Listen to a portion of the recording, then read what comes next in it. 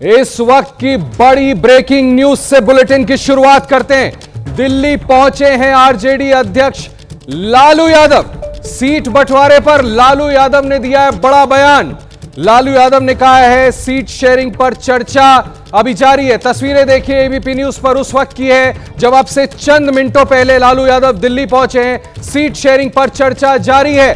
RJD के राष्ट्रीय अध्यक्ष बड़ा बयान। दिल्ली पहुंचे आरजेडी अध्यक्ष लालू यादव और तेजस्वी यादव। जब वो यहां पहुंचे तब लालू यादव ने बयान दिया, सीट शेयरिंग पर चर्चा जारी है। गठबंधन हो जाएगा।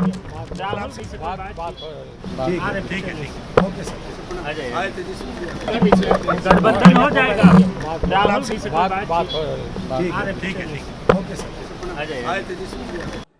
ये देखा आप लोगों ने लालू यादव का बयान। लालू यादव उस वक्त की तस्वीरें जब वो दिल्ली पहुंचे अपने बेटे तेजस्वी यादव के साथ। राष्ट्रीय अध्यक्ष लालू यादव ने कहा सीट शेयरिंग पर चर्चा जारी है। सीट शेयरिंग पर महागठबंधन में चर्चा जारी है और हम लगातार आपको एबीपी न्यूज पर सुबह से ब्रेकिंग और बड़ी खबरें बता रहे हैं कि किस तरह से जेएमएम ने भी आरजेडी को अल्टीमेटम दिया है। 15 अक्टूबर तक का अपनी 12 सीटों की ख्वाहिश की लिस्ट उन्हें थमा दी है। अगर नहीं माने तो अपनी सूची जारी कर सकते हैं। कांग्रेस पार्टी 60 सीटों पर अड़ी हुई है कि कम से कम 60 सीटों पर वो चुनाव लड़ना चाहती है। इस बीच खबरें लगातार आ रही थी कि तेजस्वी यादव दिल्ली आकर के राहुल गांधी और कांग्रेस अध्यक्ष मल्लिकार्जुन खड़गे से मुलाकात करेंगे।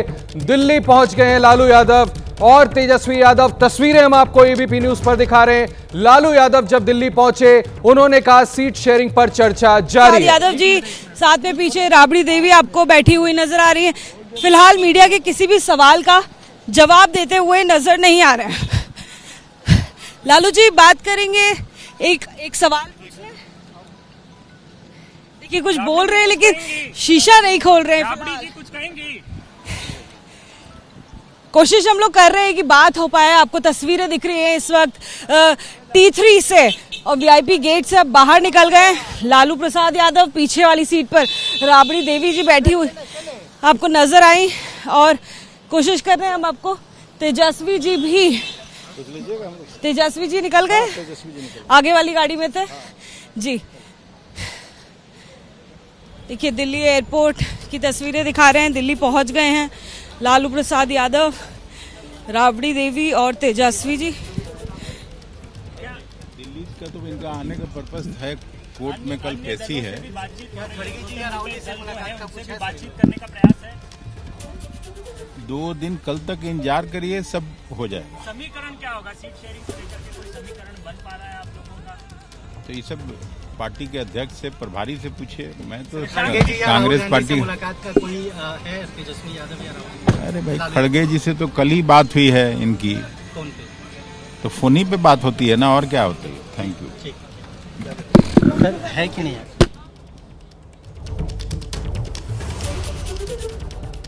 गठबंधन की मजबूरी ऐसी कि कुछ कहा भी ना जाए, चुप रहा भी ना जाए। हमने दिखाया आपको तस्वीरें जब लालू यादव यहां पहुंचे। उनसे मेरी सहयोगी अजातिका ने बात करने की कोशिश की लेकिन उन्होंने फिलहाल कुछ ऐसा नहीं कहा जिससे कोई बड़ी खबर निकले। उन्होंने सिर्फ इतना कहा कि अभी सीट शेयरिंग पर चर्चा जारी है। बिहार पर एनडीए में सीट बंटवारा लगभग फाइनल हो गया है। एनडीए में 240 से 241 सीटों पर सहमति बन गई है। सूत्रों से इस वक्त की बड़ी खबर, एनडीए में अब सिर्फ 2 से 3 सीटों पर फंसा हुआ है पेच। सूत्रों से बड़ी खबर इस वक्त की, 102 सीटों पर जेडीयू, 101 पर बीजेपी लड़ सकती है। सूत्रों से एबीपी न्यूज पर बहुत बड़ी खबर, चिराग पासवान को 27 सीटें देने पर मुहर संभव। सूत्रों से बड़ी खबर, मांझी को 7, उपेंद्र कुशवाहा को 6 सीटें देने पर विचार। मांझी कुशवाहा नहीं मानते हैं तो एक सीट बढ़ाने पर विचार कर सकती है बीजेपी और जेडीयू। मांझी कुशवाहा को बीजेपी जेडीयू अपने अपने कोटे से एक सीट दे सकती है। इस वक्त की बड़ी खबर बिहार चुनाव से जुड़ी हुई। अब फिलहाल पूरी चर्चा और जोर आजमाइश सिर्फ 2 से 3 सीटों को लेकर ही रह गई है। हर दल चाहता है कि उसके खाते में या 1 या 2 सीट आ जाएं और अगर वो नया समीकरण बनता है तो मुमकिन है। अब हमारे साथ हमारे तीन सहयोगी जुड़ रहे हैं जो इस खबर को विस्तार से हमें बताएंगे। सबसे पहले मैं अपने सहयोगी अंकित गुप्ता के पास चलता हूं। अंकित, इस वक्त की बड़ी खबर, तकरीबन सहमति बन गई है, थोड़ा और विस्तार से बताएं किसको कितनी सीटें जा रही हैं। आप थोड़ी देर पहले बता रहे थे कि बीजेपी जेडीयू एक एक सीट और सैक्रिफाइस कर सकती है।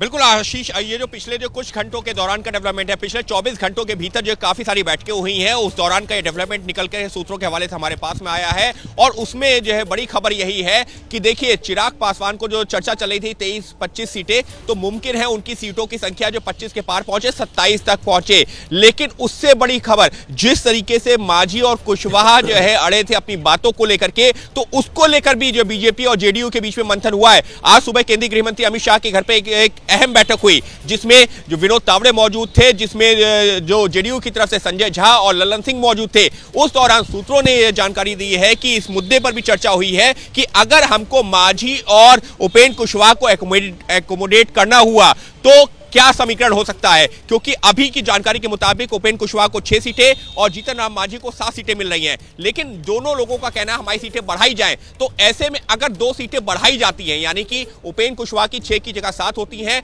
और जीतन राम मांझी की 7 की जगह 8 की जाती हैं, तो समीकरण कैसे बनेगा? तो फिर मुमकिन है, फिर मैं कह रहा हूं अभी ये चर्चा चल रही है जेडीयू और बीजेपी के बीच में, लेकिन मुमकिन है कि बीजेपी और जेडीयू अपने अपने कोटे की एक सीट, यानी कि जो समीकरण था कि 101 पे बीजेपी 102 पे जेडीयू, तो मुमकिन है कि वो एक सीट उपेंद्र कुशवाहा और जीतन राम मांझी को दी जाए। तो ऐसे में आप भी कह रहे थे और शशांक भी मुझसे बात कर रहे थे, तो कह रहे थे मजबूरी है, मानना ही पड़ेगा। तो ये जो आप सीटें कह रहे हैं, अगर ये एडजस्टमेंट किया जाता है कि चलो भाई एक सीट और दे दो या 2 सीटें, आपको लगता है कि ये लोग मान जाएंगे और सौहार्दपूर्ण तरीके से ये अलायंस हो जाएगा सीटों का?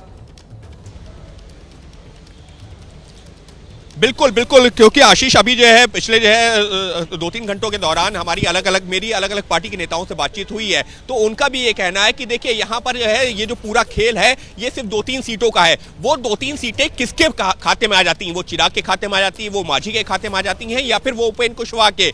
ऐसे में अगर वो 2 सीटें जो जिनका अभी हम लोग चर्चा कर रहे हैं, जो बीजेपी और जेडीयू सैक्रिफाइस अगर करती है, तो अगर वो जेडीयू बात करेंगे, आप बात करेंगे, आपने बिल्कुल स्पष्ट कहा, इस पर बात करेंगे। एक बड़ी खबर अभी देनी है दर्शकों को, जरूरी है। महागठबंधन से संबंधित, महागठबंधन में सीटों पर खींचतान के बीच इस वक्त की बड़ी खबर बता रहा हूं आपको। दिल्ली पहुंचे लालू प्रसाद यादव, तेजस्वी यादव और राबड़ी देवी। आज कांग्रेस आला कमान से हो सकती है बातचीत। सूत्रों से बड़ी खबर, राहुल गांधी के साथ सीटों पर चर्चा कर सकते हैं तेजस्वी यादव। लालू यादव ने इस बीच बयान दिया है, सीट शेयरिंग पर बातचीत जारी है। जब दिल्ली पहुंचे लालू यादव, तेजस्वी यादव और राबड़ी यादव, बड़ा बयान दिया। लालू यादव ने कहा सीट शेयरिंग पर बातचीत जारी है। सीट बंटवारे को लेकर सवाल पूछा गया था तेजस्वी यादव से, तब उन्होंने गोलमोल जवाब दिया। कोई बैठक नहीं है, तेजस्वी यादव ने यहां तक कहा, जबकि हमें लगातार सूत्रों से यह जानकारी मिल रही है कि राहुल गांधी और कांग्रेस अध्यक्ष मल्लिकार्जुन खड़गे के साथ मुलाकात और बातचीत सीट शेयरिंग को लेकर हो सकती है। लालू यादव का बयान है, सीट शेयरिंग को लेकर चर्चा जारी है। गठबंधन हो जाएगा, राहुल जी से बात ठीक है, गठबंधन हो जाएगा, राहुल जी से बात ठीक है। हम दिल्ली आए हैं तो कोर्ट ने बुलाया, इसलिए हम आए। और आप मीडिया वाले लोग को 2-3 दिन मसाला मिल गया चलाने के लिए, चलाते रहिए। गठबंधन को लेकर के समीकरण कुछ तो तय होगा, मुलाकात को लेकर क्या लगता है? आप तय कर दीजिए। मेरा मकसद है केवल अदालत ने बुलाया है, इस वजह से हम लोग आए। अदालत तो कल जाएंगे।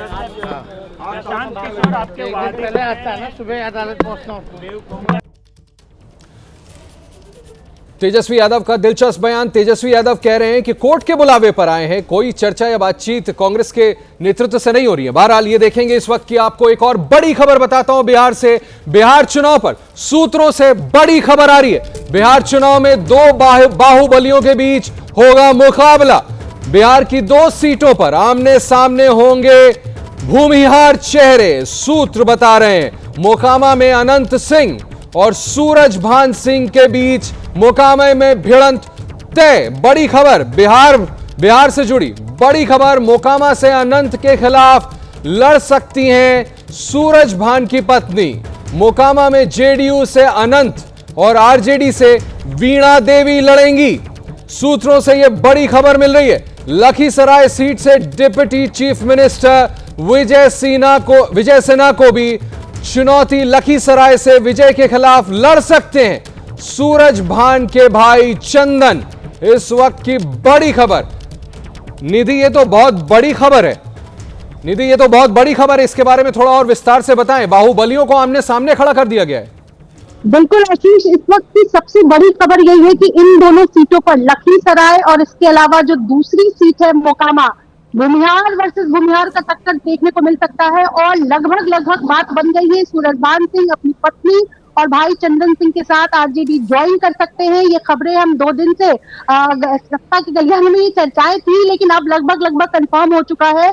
और मैं आपको एक और बात बता दूं आशीष की सूरजभान सिंह चुनाव खुद नहीं लड़ेंगे। उनकी पत्नी वीणा देवी, जो कि 2014 में मुंगेर से लोकसभा चुनाव लड़ चुकी हैं।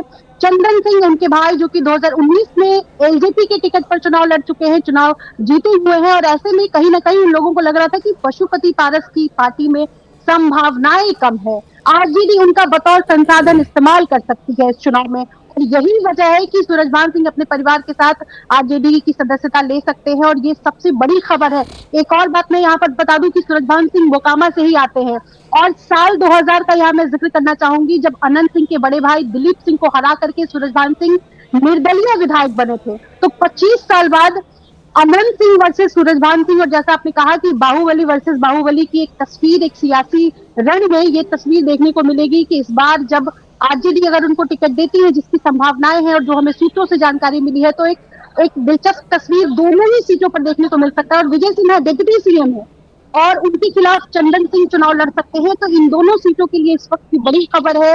आरजेडी की सदस्यता लेकर के दोनों सूरजभान सिंह की पत्नी वीणा देवी और चंदन सिंह चुनाव लड़ेंगे। और पशुपति पारस, जिनको 3 से 5 सीटों की 3 से ज्यादा सीटों की वो मांग कर रहे थे, और इसके पीछे वजह ये थी कि पार्टी का कहना था कि हमारे पास अभी कार्यकर्ताओं को के लिए एक संदेश देना है। और यही वजह है कि उन्होंने पहले अपने भतीजे प्रिंस के लिए, अपने बेटे के लिए मांग की थी, और सूरजभान के परिवार के लिए 3 सीटों की मांग चल रही थी। लेकिन आरजेडी इस कोशिश में लगी हुई थी कि अगर हम 3 से ज्यादा सिंबल देते हैं तो क्यों ना हमारे सिंबल पर आप जो है चुनाव में अपने लोगों को वो उतारे।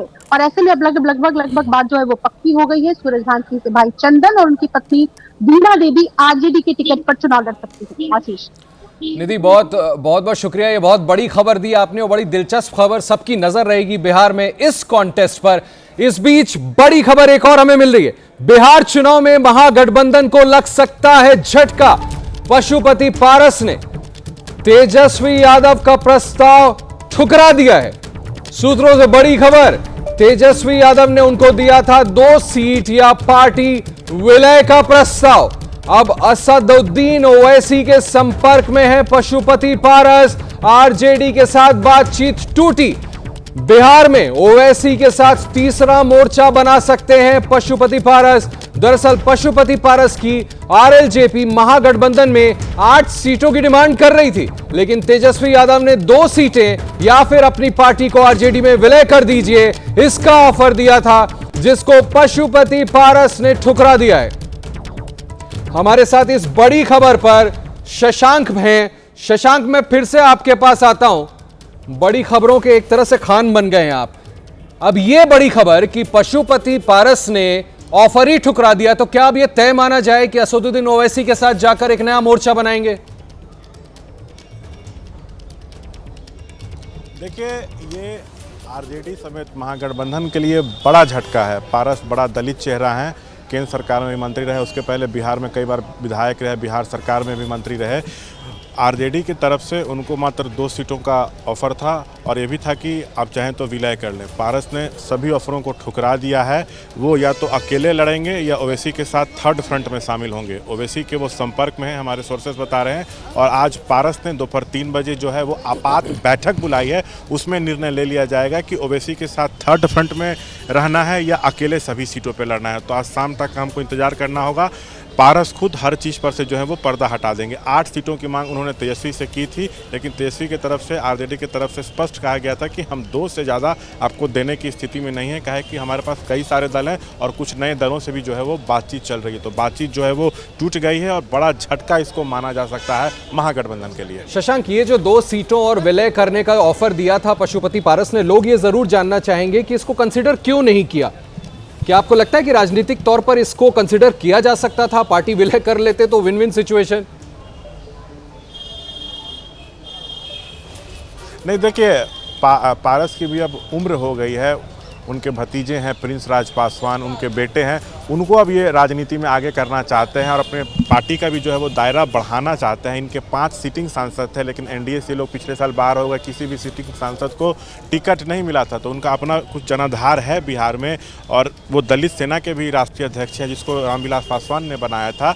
तो उनका पास अपना एक वोट बैंक है, तो वो चाहते हैं कि अपने पार्टी का जो है उसको विस्तार करें। वो 8 सीटों की मांग किए थे, उसमें 2 सीट अपने परिवार के लिए चाहते थे। तो कहीं ऐसा तो नहीं शशांक की तेजस्वी यादव चाहते ही नहीं थे कि इनके साथ कोई सामंजस्य बिठाया जाए, लिहाजा ऐसी शर्त रख दो कि ये मानेंगे ही नहीं? नहीं, देखिए तेजस्वी की तो कोशिश है कि A to Z को साथ लिया जाए, हर वर्ग को साधने की कोशिश की जाए, तो जातीय समीकरण है उसको साधा जाए। तेजस्वी की तो ये कोशिश थी, लेकिन बातचीत जो है वो बन नहीं पाई। आप देखिए ऑलरेडी महागठबंधन में आरजेडी, कांग्रेस, वीआईपी, भाकपा माले, सीपीआई। शशांक, माफ कीजिएगा, आप बने रहिए मेरे साथ। एक बड़ी ब्रेकिंग खबर और दे दूं, उसके बाद आपसे बात करूंगा। 15 अक्टूबर को बिहार में कार्यकर्ताओं से संवाद करेंगे प्रधानमंत्री नरेंद्र मोदी। बड़ी खबर, प्रधानमंत्री नरेंद्र मोदी 15 अक्टूबर को खुद बिहार में कार्यकर्ताओं से संवाद करने वाले। इस वक्त की बड़ी खबर, मेरा बूथ सबसे मजबूत कार्यक्रम को संबोधित करेंगे। आप लोगों को याद होगा, इसकी शुरुआत प्रधानमंत्री नरेंद्र मोदी ने मध्य प्रदेश से की थी और नतीजे क्या आए थे? कहा जा रहा था कांग्रेस मजबूत पोजीशन में है, बीजेपी ने स्वीप किया था इलेक्शन, और अब 15 अक्टूबर को बिहार में मेरा बूथ सबसे मजबूत कार्यक्रम को संबोधित करेंगे प्रधानमंत्री नरेंद्र मोदी। प्रधानमंत्री मोदी ने खुद ट्विटर पर लिखा है कि बिहार में भाजपा एनडीए की विजय के लिए हमारे समर्पित कार्यकर्ता पूरी ऊर्जा के साथ जुट चुके हैं। ऐसे कर्मठ कार्यकर्ताओं से संवाद हमेशा नई प्रेरणा देता है। 15 अक्टूबर को मुझे ऐसे ही कार्यकर्ताओं से सीधे संवाद करने का अवसर मिलेगा। मेरा आग्रह है, आप सभी मेरा बूथ सबसे मजबूत अभियान से जुड़ें और अपने सुझाव आज ही साझा करें। चुने गए कुछ कार्यकर्ताओं से उनके सुझावों पर प्रधानमंत्री कहते हैं, मैं सीधे उनके साथ चर्चा भी करूंगा। बड़ी खबर, मेरे साथ इस खबर पर अंकित गुप्ता हैं। अंकित, प्रधानमंत्री खुद सक्रिय हो गए, 15 अक्टूबर को संवाद करेंगे और जैसा मैं कह रहा था, आपको भी याद होगा, मध्य प्रदेश से शुरुआत की थी और हमने देखा था कि कितना मजबूत इसका इंपैक्ट हुआ था। बिल्कुल आशीष, अगर हम पिछले जो 4-5 विधानसभा चुनावों को देखते हैं तो प्रधानमंत्री ने जो है लगातार अपने कार्यकर्ताओं से संवाद किया है। और देखिए आशीष, यहाँ महत्वपूर्ण क्या है, प्रधानमंत्री ने जो पोस्ट किया है उसमें बीजेपी कार्यकर्ता नहीं लिखा है, उसमें लिखा है एनडीए कार्यकर्ताओं को। यानी कि साफ तौर पर प्रधानमंत्री का एक तरह से कोशिश यही है, विजन यही है कि हमको जो है अपने एनडीए के सहयोगियों के साथ में मिलकर के सरकार बनानी है। और क्योंकि एनडीए सहयोगियों के साथ मिलकर चुनाव लड़ रहे हैं, लिहाजा एक तरह से जीत का मंत्र आप कह लीजिए या एक मोटिवेशन जो है उनके लिए कि किस तरह से हमको चुनावों में आगे बढ़ना है। और इसी वजह से इसको कार्यक्रम को नाम क्या दिया जाता है, मेरा बूथ सबसे मजबूत। यानी कि यहां पर जो है पूरी विधानसभा की बात नहीं होती है, संसदीय सीट की बात नहीं होती है, यहां पर बात होती है एक एक बूथ की, एक एक बूथ पर लगे कार्यकर्ताओं की। और इससे यकीन मानिए आशीष जी, अंकित माफ कीजिएगा, एक और बड़ी खबर देनी। आप बात तो ठीक कह रहे हैं, प्रधानमंत्री खुद कोई विवाद चाहते ही नहीं, इसी वजह से उन्होंने कुछ दिनों पहले जब संबोधित किया था तो भी नीतीश कुमार जी की सरकार की बात कर रहे थे। एक और बड़ी खबर आ रही है इस बीच, अपने दर्शकों को दे दूं,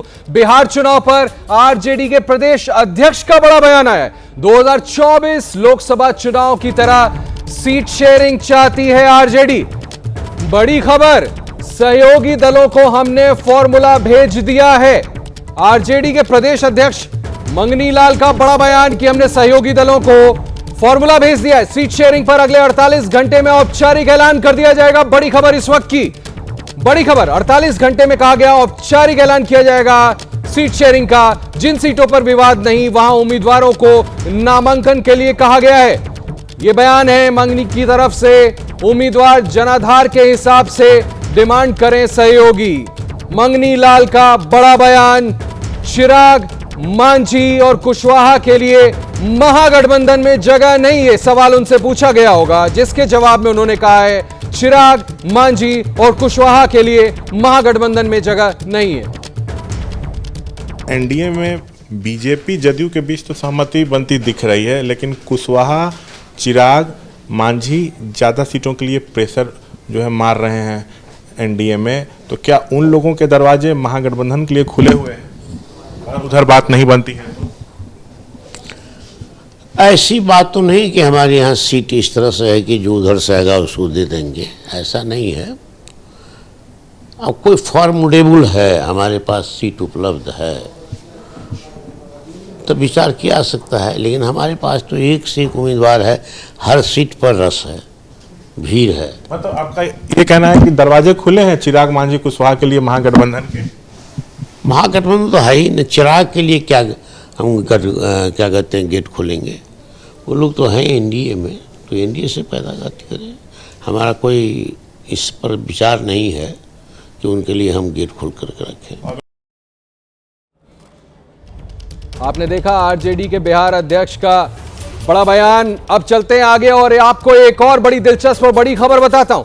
ऑपरेशन ब्लू स्टार पर पी चिदम्बरम के बयान से बवाल मच गया है। पूर्व गृह मंत्री पी चिदम्बरम ने कहा है, उनके बयान से बवाल मच गया। 1984 के ऑपरेशन ब्लू स्टार पर चिदम्बरम ने उठाए सवाल। उन्होंने कहा ऑपरेशन ब्लू स्टार गलत तरीका था।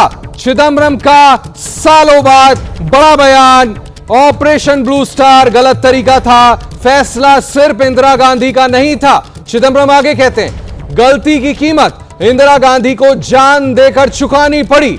बड़ा बयान पी चिदम्बरम का। 1984 में स्वर्ण मंदिर के भीतर 10 दिन तक चला था यह ऑपरेशन। 1 जून से 10 जून 1984 तक चला था सेना का यह ऑपरेशन ब्लू स्टार, जिसको लेकर चिदम्बरम ने दिया अब ये बड़ा बयान। No disrespect to any service officers, military officers here, but that was a wrong way to retrieve the Golden Temple. There was a way to retrieve and capture all the militants, but the Blue Star was a wrong way, and I agree Mrs. Gandhi paid with her life for that mistake. But that mistake, and how is? But that mistake was a cumulative decision of the army, the police, the intelligence, and the civil service. You can't blame it only on Mrs. Gandhi. इतने लंबे समय बाद P Chidambaram का यह बड़ा बयान। इधर चिदम्बरम का यह बयान सामने आया, उधर सियासी घमासान छिड़ गया। चिदम्बरम साहब के एक बार फिर कांग्रेस पे हमला करने से बहुत सारे शक और शुबहात पैदा हो रहे हैं। उनके खिलाफ क्रिमिनल केसेस गालिबन पेंडिंग है अभी तक। मुझे लगता है कोई दबाव तो नहीं है उनके ऊपर कि वो लगातार कांग्रेस के ऊपर हमलावर हैं। आज क्या ज़रूरत है इस बात की कि ब्लू स्टार पे कहा जाए कि इंदिरा गांधी जिम्मेदार थी उसके लिए और उनको जान देनी पड़ी उसके लिए। मैं नहीं समझ सकता कि चिदम्बरम साहब बजाय इसके कि पिछले 11 सालों में भारतीय जनता पार्टी की क्या कमियां रही हैं, बीजेपी पूरे देश को किस तरह बर्बाद कर रही है, ये बताने की बजाय वो कांग्रेस की कमियां निकाल रहे हैं, ये उचित नहीं है। पी चिदम्बरम का ये कहना कि ऑपरेशन ब्लू स्टार एक गलत तरीका था, ये उनकी इस ऐतिहासिक कांग्रेस की ऐतिहासिक भूल को उजागर करता है। ये स्पष्ट करता है कि किस तरह से ये सिखों के ऊपर अत्याचार किया गया, उनके पवित्र स्थानों को तोप और टैंकों से उड़ाया गया, अकाल तख्त साहब को गिराया गया। लेकिन ये कहना कि इसमें इंदिरा गांधी अकेली जिम्मेवार नहीं थी, ये किसी भी सूरत में स्वीकार नहीं है। और अब इसी खबर से जुड़ी बड़ी ब्रेकिंग न्यूज। चिदम्बरम के इस बयान से कांग्रेस नेतृत्व नाराज है।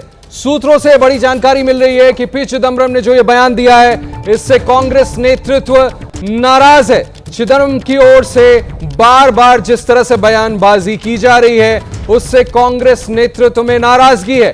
बड़ी खबर इस वक्त की, हमारे साथ इस खबर पर मेरे सहयोगी अहमद बिलाल सीधे जुड़ रहे हैं। बिलाल, दशकों के बीच जाने के बाद भी आज भी यह चर्चा होती है कि कम से कम इस मुद्दे को लेकर कांग्रेस के तमाम नेताओं का पोजीशन कोई बहुत क्लियर नहीं रहा है। राहुल गांधी ने अब से कुछ अरसे पहले, बहुत ज्यादा समय नहीं बीता, अमेरिका में कहा था कि इस तरह के कुछ मिस्टेक्स जब मैं नहीं था राजनीति में तब हुआ था, उन्होंने भी स्वीकार किया था। आज चिदम्बरम इस तरह की बात कह रहे हैं और कांग्रेस पार्टी उनसे नाराज है, ये बड़ी खबर आप बता रहे हैं। बिल्कुल, देखिए आशीष, आपको बताना चाहूंगा कि पूर्व गृह मंत्री चिदम्बरम के कुछ हालिया बयान आप देखिए। ब्लू स्टार के बारे में जो चिदम्बरम ने कहा, सिर्फ वो नहीं, अगर कुछ दिनों पहले एबीपी न्यूज से बात करते हुए भी चिदम्बरम ने जो 26 से 11 हमलों को लेकर के जो बातचीत हुई थी, उसके बाद भी कांग्रेस पार्टी को थोड़ी फजीहत का सामना जो है वो जरूर करना पड़ा था। इसके बाद जो है वो आज जो कांग्रेस पार्टी की तरफ से ये जानकारी आई है, जो टॉप लीडरशिप सोर्सेज हैं वो एबीपी न्यूज को ये जानकारी दे रहे हैं कि उससे बिलाल के साथ बात चल करने रहा में है और साथ ही ये भी कहा गया है कि जी बयान आ रहे हैं चिदम्बरम। जी बिलाल, नेटवर्क में कुछ दिक्कत है, मैं आपकी बात समझ रहा हूं, मैं दर्शकों को बता देता हूं। बड़ी खबर है जो हमारे सहयोगी बिलाल बता रहे थे कि किस तरह से कांग्रेस नेतृत्व इस बात पर नाराज है कि चिदम्बरम गाए बगाए बार बार इस तरह के बड़े बयान दे रहे हैं। ज्यादा वक्त नहीं बीता जब उन्होंने एबीपी न्यूज पर इतना बड़ा बयान मुंबई हमलों को लेकर के दिया था कि अमेरिका के दबाव में हमने कोई कार्रवाई नहीं की थी। इस खबर को आगे बढ़ाता हूं। कांग्रेस नेता चिदम्बरम की ओर से दिए गए हालिया बयानों पर कांग्रेस का राष्ट्रीय नेतृत्व नाराज है।